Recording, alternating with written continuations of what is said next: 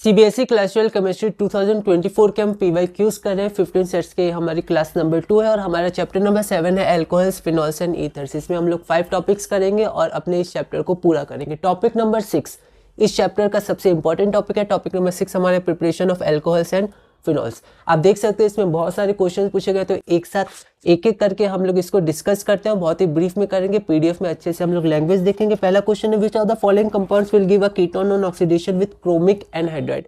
तो जो हमारा क्रोमिक एनहाइड्राइड और ऑक्सीडेशन के डिफरेंट रिएजेंट्स है वो बहुत ही इंपॉर्टेंट है। तो यहाँ पर कौन कीटोन देगा, तो यहाँ पर 2 डिग्री अल्कोहल कीटोन दे देगा। तो हम लोग इसमें से देख लेंगे 2 डिग्री कौन है। अगला क्वेश्चन हमारे पास है the correct order of the ease of dehydration of the following alcohols by the action of concentrated H2SO4। तो डिहाइड्रेशन ऑफ अल्कोहल्स बहुत ही ज़्यादा इंपॉर्टेंट है। कंसंट्रेशन ऑफ H2SO4, तो ये हो गया हमारा, ये हो गया। तो यहाँ पर कार्बोकेटायन जहाँ स्टेबल बनेगा उससे हम लोग देख सकते हैं।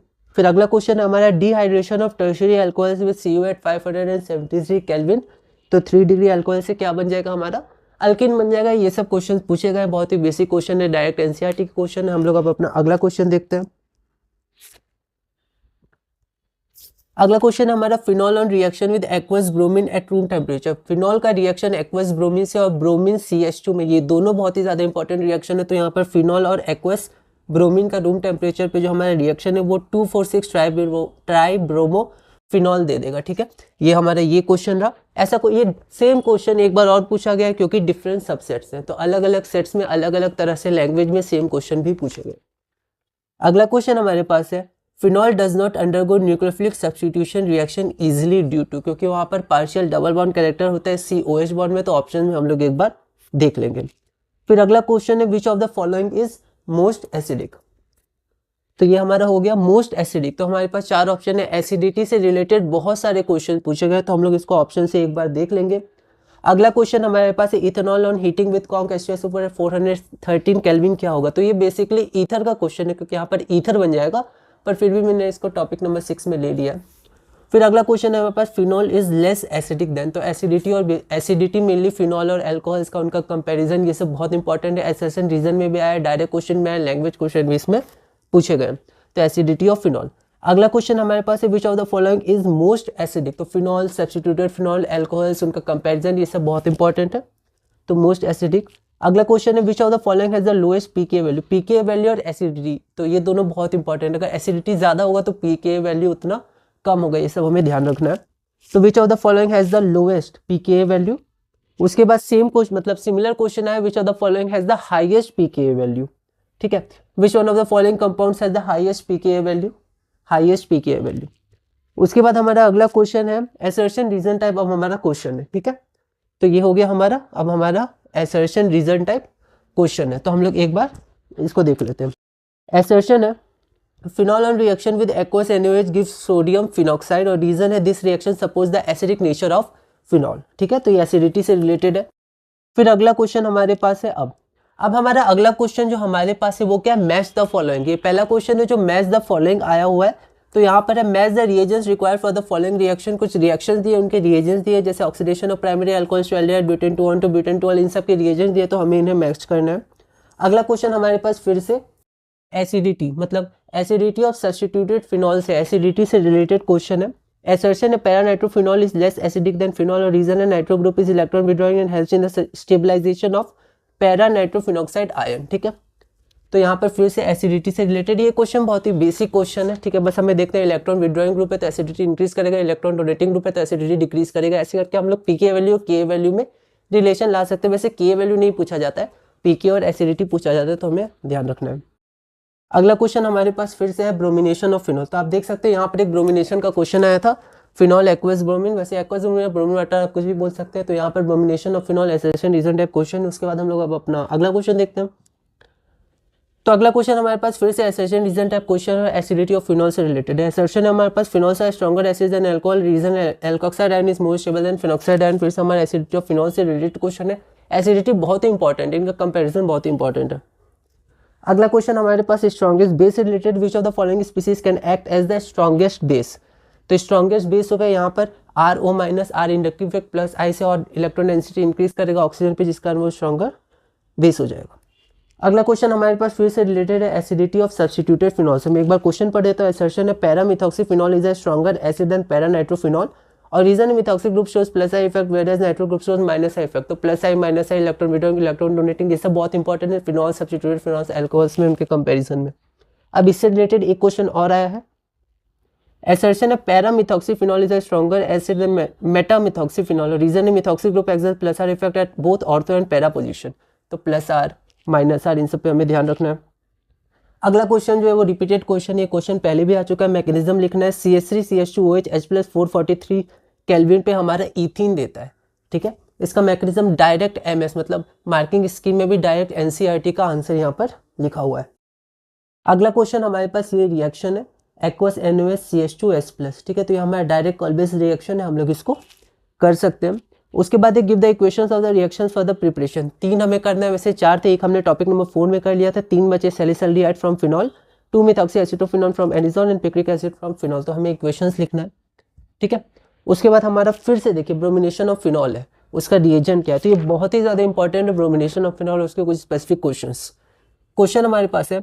Right the equation of the reactions involve in the following. Reamer टीमन reaction very very important और कॉल बेस्ड रिएक्शन बहुत ही ज़्यादा इंपॉर्टेंट है। और सेकंड पार्ट में हमारे पास ये है name the reagent use in the bromination of phenol to form 2,4,6 tribromophenol. ये हो गया। अब हमारा अगला क्वेश्चन देखिए फिर से रिलेटेड है ब्रोमिनेशन ऑफ फिनॉल से, ठीक है। तो यहाँ पर हमारा अगला क्वेश्चन है reaction of phenol with bromine water. Question है give the major product expected from the following reactions. और हमारे पास रिएक्शन 3 रिएक्शन है, एक पार्ट हमारे पास टॉपिक नंबर 6 से रिलेटेड है जो कि reaction of phenol with bromine water. फिर हमारे पास अगला क्वेश्चन है, ये भी हो गया। अब हमारे पास लास्ट क्वेश्चन फिर से फिनॉल और ब्रोमिनेशन से। यहाँ पर CH2 यहाँ पर हमारे पास रिएजेंट है, तो हमें ध्यान रखना मतलब सॉल्वेंट हम लोग कह सकते हैं। फिर अगला हमारा क्वेश्चन है और लास्ट क्वेश्चन है give the structure of the major product expected from the following reactions. और क्वेश्चन है यहाँ पर एक पार्ट है, 3 क्वेश्चन है, उसका एक पार्ट भी है reaction of phenol with Br2 in CH2। ये सारे क्वेश्चन डायरेक्ट क्वेश्चन है, बहुत सारे क्वेश्चन पहले भी आए हुए हैं, सिमिलर क्वेश्चन है। तो हम लोग एक बार अब इसकी लैंग्वेज देख लेते हैं, फिर हम लोग टॉपिक नंबर 7 से कंटिन्यू करेंगे। तो हम लोग PDF में एक बार लैंग्वेज देख लेते हैं। हमारे क्लास नंबर 2 है, क्लास नंबर 2 में हम टॉपिक नंबर 6, 7, 8, 9 और 10 करेंगे। टॉपिक नंबर 6 हमारा सबसे ज़्यादा इंपॉर्टेंट टॉपिक है। टॉपिक 6 है chemical reactions of alcohols and phenols. Question number 1 है which of the following compounds will give a ketone on oxidation with chromic anhydride CrO3। हमारे पास 4 ऑप्शन है, तो यहाँ पर कीटोन बनाने थे 2 डिग्री अल्कोहल होगा, तो ऑप्शन नंबर D हो जाएगा, ठीक है। अगला क्वेश्चन हमारे पास है the correct order of the ease of dehydration of the following alcohols by the action of concentrated H2SO4। तो जिसमें ज़्यादा स्टेबल कार्बोकेटाइन बनेगा वो ज़्यादा स्टेबल होगा 3 डिग्री, 2 डिग्री और 1 डिग्री, तो ऑप्शन नंबर A हो जाएगा, ठीक है। अगला क्वेश्चन है dehydration of tertiary alcohols with CU at 573 kelvin किससे क्या करता है, अल्कीन बन जाता है। टर्शियरी अल्कोहल तो वहाँ पे एलिमिनेशन रिएक्शन हो जाता है और हमारे पास अल्कीन बन जाता है, ठीक है। तो यहाँ पर phenol on reaction with aqueous bromine at room temperature gives. ये बहुत ही ज़्यादा इंपॉर्टेंट क्वेश्चन है। यहाँ पर CH2 जब सॉल्वेंट है तभी और एक्वस ब्रोमीन रहता है तभी, तो यहाँ पर आंसर हो जाएगा 2,4,6 ट्राइब्रोमोफिनॉल। अगला क्वेश्चन है phenol does not undergo nucleophilic substitution reaction easily. तो यहाँ पर फिनॉल क्यों नहीं जाता है, क्योंकि partial bond character between C और OH बॉन्ड के बीच में होते हैं, यहाँ रेजोनेंस होता है, तो ऑप्शन नंबर E हो जाएगा। अगला क्वेश्चन है हमारा which of the following is most acidic. तो सबसे ज़्यादा एसिडिक कौन हो जाएगा, तो जो माइनस को जब हमारा फिनॉक्साइड आयन बनेगा, मतलब यहाँ पर O माइनस पर यहाँ पर सब्स्टिट्यूटेड है, तो इसको हटा देंगे तो माइनस बना देंगे, यहाँ पे हम लोग माइनस बना देंगे, तो हम लोग देख सकते हैं सबसे ज़्यादा हमारा D में हो जाएगा। ऐसा क्यों, क्योंकि हमारा D जो Cl है वो क्या करेगा, अपने माइनस आई के कारण उसको स्टेबलाइज करेगा, ठीक है। तो यहाँ ऑप्शन नंबर हमारा D हो जाएगा। अगला हमारे पास इथेनॉल और heating with conc H2SO4 at 413 kelvin. ये हमारे पास क्या देगा, तो ये हमें ईथर देगा, तो C2H5O C2H5। अगला क्वेश्चन है phenol is less acidic than. तो फिनॉल किससे लेस एसिडिक होता है, तो ऑर्थोनाइट्रोफिनॉल। ऑर्थोनाइट्रोफिनॉल से क्यों लेस एसिडिक होता है, क्योंकि NO2 बहुत ही अच्छा इलेक्ट्रॉन विड्रॉइंग ग्रुप होता है, तो वो माइनस चार्ज को स्टेबल करेगा, तो हमारा ऑप्शन नंबर B हो जाएगा। अगला क्वेश्चन है question number 13 which of the following is most acidic. तो फिर से वही हो जाएगा हमारा paranitrophenol due to the electron withdrawing nature of withdrawing group NO2 is present. Question number 15 which of the following has the lowest pK value. Lowest pK value में तो highest acidity, तो यहाँ पर आंसर हो जाएगा हमारा 2,4,6 ट्राई नाइट्रोफिनॉल, क्योंकि nitro क्या होता है, nitro group electron withdrawing group होता है, तो वो माइनस चार्ज को स्टेबलाइज करेगा। अगला क्वेश्चन हमारा question number 17 which of the following has the highest pK value. Highest pK value मतलब लोएस्ट एसिडिटी, तो इलेक्ट्रॉन डोनेटिंग ग्रुप होना चाहिए, तो इलेक्ट्रॉन डोनेटिंग ग्रुप CH3 होता है, तो हमारा पैराक्रिसॉल। तो P क्रिसॉल मतलब paracresol has the highest pK value.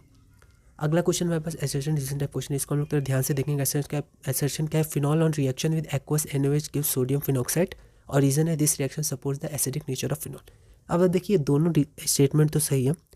Phenol जब रिएक्शन करता है एक्वस NaOH का तो वो सोडियम फिनॉक्साइड देता है, पर सोडियम फिनॉक्साइड क्यों देता है, क्योंकि H एसिडिक होता है और वो जब हटता है, ठीक है, तो O- बनता है, O- हमारा स्टेबल होता है, O-Na।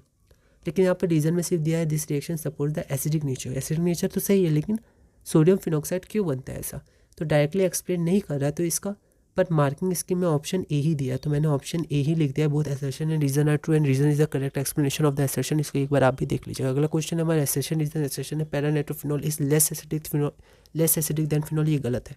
NO2 electron withdrawing group होता है, तो एसिडिटी को इंक्रीज करेगा, तो paranitrophenol more acidic than phenol होगा। रीजन क्या है, nitro group is electron withdrawing group and helps in the stabilization of para nitrophenoxide, and ये बिल्कुल सही है, तो reason is correct, assertion is wrong, तो हमारा ऑप्शन नंबर डी होता है। अगला क्वेश्चन हमारा match the reagents required for the following given reactions है, तो हम लोग मैच करते हैं। Oxidation of primary alcohols to aldehydes, तो PCC 1 का R हो जाएगा, तो सारे ऑप्शन हट गए, ऑप्शन नंबर हमारा ए हो जाएगा। ठीक है, आप ऐसे भी कर सकते हैं, बाकी आप इसको देख सकते हैं। Butane 2 on to butane 2 ol, तो NaBH4 रिडक्शन हो जाएगा। Bromination of phenol to 2,4,6 tribromophenol bromine water. Dehydration of propane 2 ol to propene. 85% phosphoric acid at 440 kelvin, मतलब 4 का हमारा क्यों होना चाहिए, 4 का क्यों, तो हमारा ऑप्शन नंबर ए हो जाएगा। मेंस और एडवांस में ये बहुत इंपॉर्टेंट होता है, ऐसे हम लोग ऑप्शन एलिमिनेट करके आगे बढ़ सकते हैं। तो अब हम लोग अगला देखते हैं।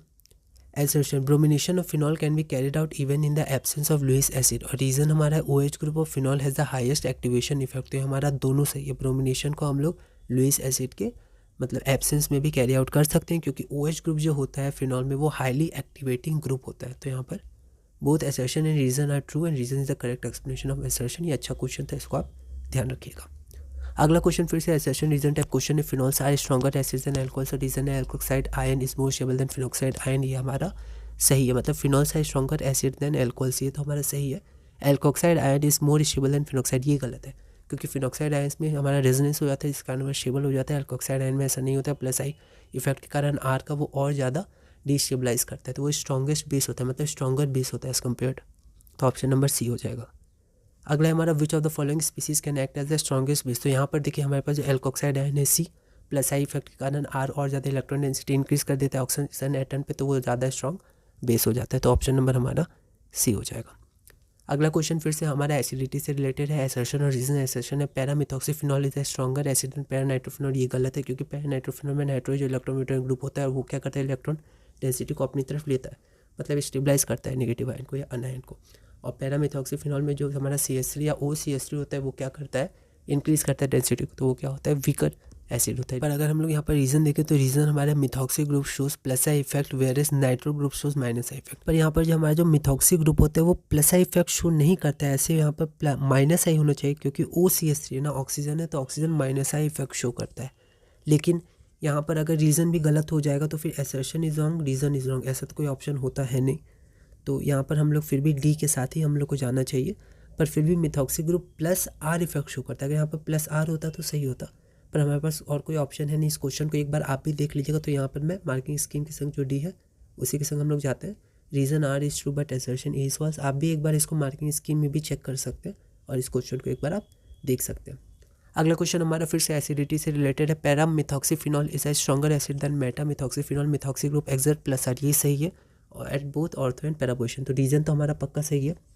और पैरामिथॉक्सीफिनॉल इज स्ट्रॉन्गर एसिड, ये गलत है, क्योंकि ये क्या करेगा, प्लस आर के कारण जो हमारा एनायन है उसको डिस्टेबलाइज करेगा, और मेटा पोजीशन में जो प्लस आर होता है वो काम नहीं करेगा, तो माइनस आर ही काम करेगा, तो ये स्टेबलाइज करेगा, तो as compare meta methoxyphenol is a stronger acid than paramethoxyphenol, तो एसर्शन ही हमारा गलत हो जाएगा, तो यहाँ पर हमारा ऑप्शन नंबर डी हो जाएगा। Reason R is true but assertion is false. अगला क्वेश्चन है हमारे पास क्या, अगला क्वेश्चन में हमें मैकेनिज्म लिखना है, तो मैकेनिज्म पहले भी आ चुका है डायरेक्ट NCERT का, और यहाँ पर ये जो क्वेश्चन है अल्कोहल बेस रिएक्शन से रिलेटेड है, तो हमारा मैकेनिज्म हुआ पूरा का पूरे NCERT का, हमने पहले भी इसको डिस्कस किया है, और यहाँ पर हमारा रिएक्शन है सैलिसाइक्लिक एसिड बन जाएगा।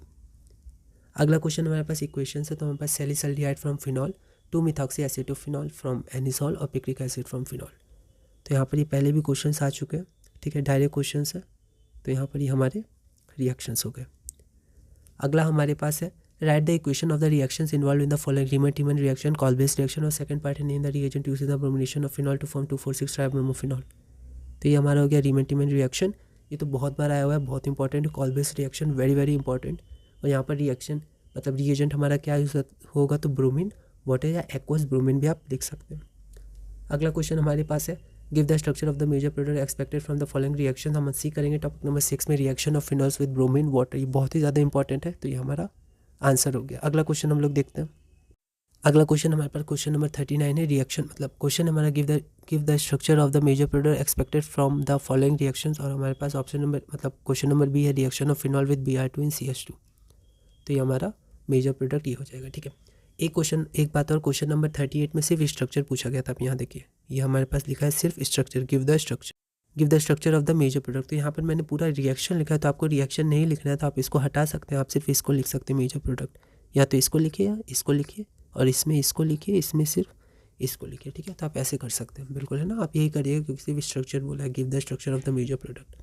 आप रिएक्शन में लिख सकते हैं, इससे कोई गलत नहीं है, पर फिर भी स्पेसिफिकली अगर आप क्वेश्चन का अकॉर्डिंग लिखे तो वो भी सही है। आप एक बार डिस्कस भी कर सकते हैं अपने स्टूडेंट से, टीचर से कि हमें इस क्वेश्चन में क्या करना चाहिए, तो आप फिर उसके अनुसार आप बना सकते हैं। अब हमारे पास टॉपिक नंबर 7 है, 8 है, 9 है और 10 है। इसको हम लोग एक साथ करेंगे। एक बार अब हम लोग बोर्ड में पहले देख लेते हैं, फिर हम लोग आगे बढ़ेंगे। तो अब हम लोग अगला टॉपिक नंबर 7 शुरू करते हैं। टॉपिक 7, 8, 9 और 10 इसको सब हम लोग एक साथ करेंगे, क्योंकि टॉपिक नंबर 7 जो हमारा है नोमेनक्लेचर ऑफ ईथर्स, इससे कोई भी क्वेश्चन स्पेसिफिकली नहीं पूछा गया। Topic number 8 preparation of ethers, ऐसे क्वेश्चन था जो था ethanol on heating with conc H2SO4 at 413 kelvin पे वो ईथर देता है, लेकिन इसको मैंने टॉपिक नंबर 6 में करवा दिया था। तो अब हम लोग अगला टॉपिक देखते हैं, topic number 9 physical properties of ethers. इसको हमने पिछले क्लास में फिजिकल प्रॉपर्टीज ऑफ एल्कोहल्स में कर लिया था, जैसे बॉइलिंग पॉइंट ऑफ रिलेटेड था, कंपैरिजन था एल्कोहल्स और ईथर्स का, तो वही इसमें आएगा, पर मैंने उसको प्रिपरेशन ऑफ मतलब फिजिकल प्रॉपर्टीज ऑफ एल्कोहल्स में ही कर दिया था। तो हमारा जो लास्ट टॉपिक बचा topic number 10 chemical reactions of ethers, उससे हमारे पास कुछ क्वेश्चंस आया, तो हम लोग देखते हैं। पहला question, the reaction of an alkyl halide with sodium alkoxide forming ether is known as. तो ये स्टेटमेंट है विलियमसन सिंथेसिस का। तो हमारे 4 रिएक्शंस के नाम गिवन है, उसमें से हमारा आंसर हो जाएगा विलियम सिंथेसिस। अब हम लोग अगला क्वेश्चन देखते हैं। अगला क्वेश्चन हमारा रिएक्शन ऑफ HI से, बहुत ही इंपॉर्टेंट है, सारे क्वेश्चंस लगभग अब इसी से है। Anisole reacts with HI to give. NCERT में बहुत ही अच्छे से मैकेनिज्म के सहित इसको समझाया गया है, तो हमें उसे ध्यान देना है। Anisole reacts with HI to give. उसके बाद हमारा जो अगला क्वेश्चन है, अगला क्वेश्चन भी HI से रिलेटेड है। ये हमारे पास ईथर है, फिर ये HI से रिएक्ट करके क्या बनाएगा। ये सब क्वेश्चन पहले भी आ चुके हैं, NCERT के क्वेश्चन से। अगला क्वेश्चन हमारे पास है C6H5OCH3। अगर हम लोग इसको देखें तो ये एनिजोल ही है, प्लस HI क्या बनाएगा, तो ये क्वेश्चन और ये क्वेश्चन सेम हो गया। उसके बाद हमारा अगला क्वेश्चन है CH3OCH3 प्लस HI के, तो फिर से HI से रिलेटेड है। तो विलियमसन सिंथेसिस और HI से रिएक्शन ईथर का, ये दोनों रिएक्शन बहुत ही ज़्यादा इंपॉर्टेंट है, तो हमें ध्यान देना है। और हमारा लास्ट क्वेश्चन है इस टॉपिक का और इस चैप्टर का, क्वेश्चन है right chemical equations for the following reactions do any 3। तो यहाँ पर 4 केमिकल रिएक्शंस हमें इक्वेशंस लिखनी है, पर 3 ही करना है, क्योंकि ये 3 मार्क्स का है, 1 मार्क फॉर ईच। पहला हाइड्रोबोरेशन ऑक्सीडेशन रिएक्शन, फिर विलियमसन सिंथेसिस, फिर फ्रीडल-क्राफ्ट एल्काइलेशन ऑफ एनिजोल, फिर टीमन रिएक्शन। बहुत ही इंपॉर्टेंट रिएक्शंस है, कोई भी हमें 3 करना है। तो इसी के साथ हमारा चैप्टर नंबर 7 पूरा हो गया। अगली वीडियो में हम लोग चैप्टर नंबर 8 करेंगे, aldehydes, ketones and carboxylic acid. उसका वेटेज 8 मार्क्स है, बहुत ही इंपॉर्टेंट है। अब हम लोग PDF में एक बार लैंग्वेज देख लेते हैं, उसके बाद हम चैप्टर नंबर 8 करेंगे, फिर 9, फिर 10 और धीरे धीरे केमिस्ट्री में 2004 PYQs में आगे बढ़ेंगे।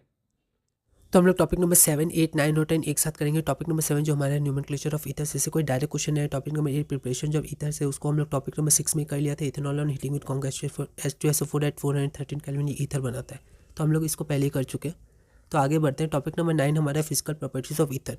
तो इसमें हम लोग किए थे कि the boiling point of ethanol is higher than dimethyl ether. तो ये जो रिलेटेड क्वेश्चन था इसको हम लोग टॉपिक 5 में देख चुके थे, ये क्वेश्चन भी टॉपिक 5 में हम लोग देख चुके थे। तो टॉपिक नंबर 10 हमारे केमिकल रिएक्शंस ऑफ ईथर, इसमें से कुछ क्वेश्चन आए, तो हम लोग आगे बढ़ते हैं। तो हमारे पास क्वेश्चन नंबर 2 है the reaction of an alkyl halide with sodium alkoxide forming ether is known as Wurtz reaction, Reimer reaction, Williamson synthesis या कॉल्बी रिएक्शन। तो आंसर हो जाएगा विलियमसन सिंथेसिस, पूरा लैंग्वेज आप लिख दीजिएगा। अगला क्वेश्चन हमारे पास anisole reacts with HI to give. तो यहाँ पर जो HI से वो गिव मतलब HI से जब वो रिएक्ट करेगा तो हमारे पास फिनॉल बन जाएगा, CH3I बन जाएगा। ठीक है, तो यहाँ पर आप इसको लिख सकते हैं। ये सब हमने डिस्कस किया, आप अच्छे से NCERT में भी दिया हुआ है, तो इसको आप ध्यान रखिएगा। फिर से हमारे पास ये ईथर है और हमारे पास HI है, तो यहाँ पर हम लोग देख सकते हैं कि यहाँ पर क्या हो जाएगा। यहाँ पर हमारे पास 2 डिग्री है, तो यहाँ पर CH3I बन जाएगा, CH3I, और ये एल्कोहल, मतलब बी ऑप्शन हो जाएगा। अगला क्वेश्चन में फिर से हमारे पास एनिजॉल है, ये एनिजॉल ही है, उसके बाद हमारे पास फिनॉल हो जाएगा, तो ऑप्शन नंबर बी हो जाएगा। फिर अगला क्वेश्चन हमारे पास फिर से है, तो CH3 है, CH3OH, तो ऑप्शन नंबर ए हो जाएगा। ठीक है। और अगला question, right chemical equation for the following reaction, हमें पास 4 है, हमें कोई भी 3 करना है क्योंकि 3 मार्क्स का। पहला हाइड्रोबोरेशन ऑक्सीडेशन रिएक्शन, फिर विलियमसन सिंथेसिस, फिर रेडक्राफ्ट एल्कलाइजेशन ऑफ एनिजॉल और रीमन-टीमन रिएक्शन। तो चारों के यहाँ पर मैंने मार्किंग स्कीम से डायरेक्ट लिख दिया। अब मार्किंग स्कीम में यहाँ लिखा था और एनी अदर करेक्ट इक्वेशन, तो आर की जगह आप CH3 पुट कर दीजिए, इसके बाद C2H5, या फिर इसकी जगह CH3, इसके बाद C2H, आप कुछ भी कर सकते हैं क्योंकि हम मार्किंग स्कीम में खुद लिखा है और एनी अदर करेक्ट इक्वेशन, क्योंकि यहाँ पर जनरल इक्वेशन दिया हुआ है। ठीक है, तो इसी के साथ हमारा टॉपिक नंबर ये 10 पूरा होता है और चैप्टर नंबर 7 पूरा होता है। अगली क्लास से हम लोग चैप्टर नंबर 8 करेंगे, aldehydes, ketones and carboxylic acid, उसमें हम लोग क्लास नंबर 1 देखेंगे। ऐसे हम लोग चैप्टर्स देखेंगे 9 और 10 topic wise, chapter wise, CBSE 12 2024 PYQs में आगे बढ़ेंगे और धीरे धीरे केमिस्ट्री में आगे बढ़ेंगे।